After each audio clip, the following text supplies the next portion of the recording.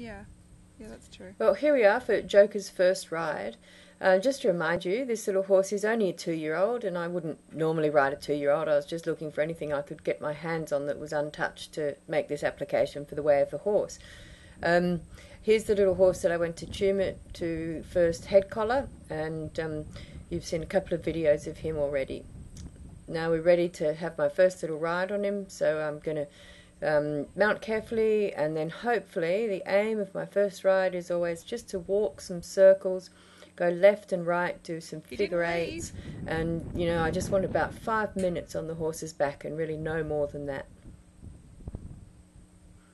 He's standing very nicely to be mounted. This is something that I teach. I've mentioned before, I teach this early on. Move your hips to the fence for sacking out and for mounting. It's very useful for me to be able to sit up high on that fence and be above the horse. I never use another horse to break in, which is another method of being able to be above the horse, is to sit on your lead horse and snub up, as they used to call it. I don't do that, but I mostly don't do that because I work a lot with stallions, and most of my horses are stallions, so I can't use my horses to snub up. And I also break in quite a lot of stallions as well, so it's all a bit dangerous, really. And I'd rather not use a horse. I think that I need to make the horse feel confident and secure with me rather than having another horse do that job for me. So here I'm just asking Joker to give to the bit, to bend to the right a little bit. Is one of the problems when you use the fence to mount, or a mounting block. Indeed, you have little choice about which direction to go first. I don't want him to go straight ahead first, because I would like to have his neck flexed. There he is. He's a little nervous right there, and that's all right. What I need to do is just keep his feet moving and keep talking to him. I do tend to talk to my horses a lot, especially in a situation like this where I can reassure him with my voice a bit and pat him on the wither there with my hand, or stroke him on the wither.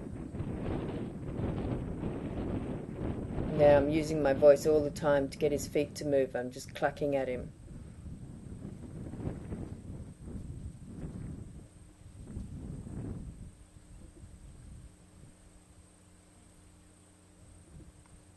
This is also a time, usually as soon as I put a girth on the horse, so first surcingling, I also put a heart monitor on the horse, and I wasn't sure whether I was going to be allowed to use that in the equitana way of the horse.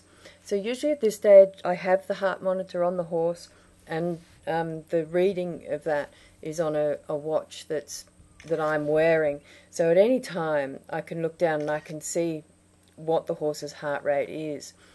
I find it really useful to know, because a lot of horses it's rather hard to tell just how nervous they are, and it's a slightly crude measurement, but it gives me a good indication really of how they're feeling. And so what I also find is as soon as I start to talk more and as soon as I start to stroke them on the withers, the heart rate comes down quite dramatically. And as soon as their feet start to move a bit freer, the heart rate comes down quite dramatically as well. I would like to use it in the way of the horse, but also, if you don't think it's a good idea, I'm happy not to, but it might be quite interesting for the audience to see that. I think that, heart monitors, they're simple things and they're easy to use, and I quite often give them to my riders that I'm instructing, and I pop them on the horse and I say, right now, let's go out and do what it is you were doing. And when sometimes people think their horse is being naughty or refusing to do the exercise, and they find, oh, actually my horse is very nervous about it, so the horse is probably confused and getting quite frightened. And people have very different attitude to a frightened horse than they do to a naughty horse. And it's very easy to make the assumption that the horse is being naughty, and I don't think horses are really naughty very often at all. So, I do like the heart monitors.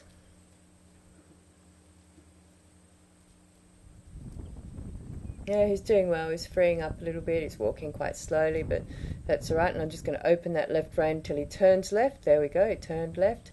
And I'll reward him by releasing the rein.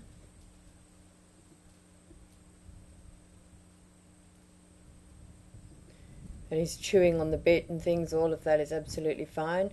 I only ever use a snaffle bit, and I don't put a noseband on a horse until I absolutely have to, and that might be for a dressage competition or something.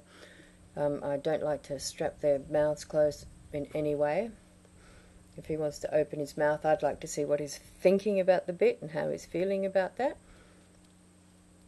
And he'll work it out that he doesn't need to do that, and he'll also work out quite quickly, that if he leaves his head in that nice soft position, then I won't have any pressure on his mouth either. It's the same, exactly the same as the give to the bit work that I was doing on the ground. As long as the horse's head is not in a nice soft frame and he's relaxed, then there is no pressure on the reins at all. I do want my horse, I do want my first ride to have for the horse to be in this sort of position in a nice soft relaxed frame. If the horse's head is up in the air and his nose is stuck out, his back is also very hollow, and I have much less control. I really have no control. As soon as his head goes up and his nose goes out, I really have no control. So this is the most important thing to me, that he's soft and he understands the bridle. And I said earlier that the most important lesson I would be teaching was the give to the bit lesson, and I stand by that. I think that is the most important lesson.